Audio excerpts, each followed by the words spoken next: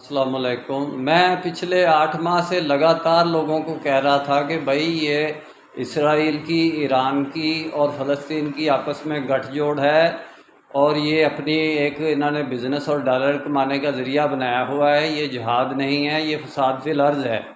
لیکن جماعت اسلامی والے نہیں مانتے تھے۔ اب جماعت اسلامی کے گلے میں جو کتے کی طرح پٹے پڑے ہوئے تھے، مفلر باندھے ہوئے تھے ان لوگوں نے اس طرح کر کے، اور لبیک لبیک لبیک یا غزہ لبیک سانس ہی نہیں لیتے تھے۔ اب ادھر ان کی لبیک کدھر گئی؟ وہ سینیٹر مشتاق اور اس کی بچی جو اندر داخل کی ہے، ایک مرتبہ ان کی ایسی پریکٹس کروائی باہر نکالتے وقت، تو وہ کانٹا ہو کر نکلے۔ اب دوبارہ لبیک یا غزہ کا نعرہ نہیں لگائیں گے وہ۔ ان کو اندر سے، ان کا اندر سے کوئی کام انہوں نے تمام کیا کہ وہ اندر سے ہی ختم ہو گئے، سینیٹر مشتاق بھی اور اس کی بچی بھی۔